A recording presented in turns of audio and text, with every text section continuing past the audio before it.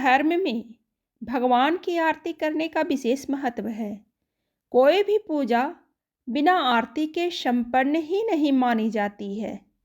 शास्त्रों में बताया गया है कि आरती शब्द संस्कृत के अर्तिका शब्द से बना है, जिसका अर्थ है अरिष्ट, विपत्ति, आपत्ति, कष्ट और क्लेश।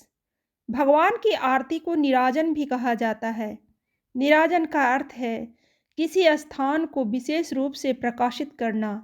शास्त्रों में बताए गए नियमों के अनुसार आरती के दो अर्थों के आधार पर भगवान की आरती करने के दो उपाय बताए गए हैं। आरती करने का पहला कारण, आरती में दीपक की लौ को देवता के समस्त अंग प्रत्यंग में बार बार इस प्रकार घुमाया जाता है कि भक्तगण आरती के प्रकाश में भगवान के चमकते हुए आभूषण और अंगों का प्रत्यक्ष दर्शन कर सकें और संपूर्ण आनंद को प्राप्त कर सकें। ईश्वर की छवि को अच्छी तरह निहार कर हृदय में भर सकें। इसलिए आरती को निराजन कहते हैं, क्योंकि इसमें भगवान की छवि को दीपक की लौ से विशेष रूप से प्रकाशित किया जाता है। आरती करने के दूसरे कारण के रूप में बताया गया है कि साधक अपने आराध्य के अरिष्टों को दीपक की लौ से नष्ट कर देता है। भगवान का रूप सौंदर्य अप्रीतम है। जब भक्त उन्हें एकटक निहारता है तो उन्हें नज़र भी लग जाती है। आरती के दीपक की लौ से भगवान के समस्त अरिष्टों को दूर करने का प्रयास किया जाता है। इसलिए आरती करने के कुछ नियम होते हैं जिनका पालन करना चाहिए। आरती के लिए तांबे, पीतल और चांदी की थाली का प्रयोग करें। आरती करने के लिए पीतल या चांदी के दिए का इस्तेमाल करें। यदि ये नहीं है तो मिट्टी या आटे के बने दिए का उपयोग किया जा सकता है।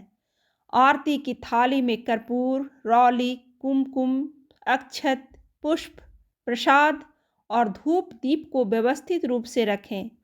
अधिकतर लोगों को यह पता नहीं होता है कि आरती उतारते हुए दीपक घुमाने का सही तरीका क्या होता है। इसलिए भगवान की आरती करते वक्त दीपक को घुमाने के तरीके और संख्या पर विशेष ध्यान रखना चाहिए। भगवान की आरती सबसे पहले भगवान के चरणों से शुरू करनी चाहिए। सबसे पहले आरती उतारते समय 4 बार दीपक को सीधी दिशा में घुमाएं। इसके बाद ईश्वर की नाभि के पास 2 बार आरती उतारें। तत्पश्चात 7 बार भगवान के मुख की आरती उतारें। आरती लेने के भाव का भी विशेष महत्व है। अक्सर देखने को मिलता है कि भगवान की आरती होने के बाद भक्तगण दोनों हाथों से आरती लेते हैं। आखिर आरती लेते समय इस तरह का भाव क्यों आता है, यह जानना बहुत जरूरी है। पहला भाव ये होता है कि जिस दीपक की लौ ने हमें अपने आराध्य के नख सिख के इतने सुंदर दर्शन कराए हैं, उसको हम सिर पर धारण करते हैं।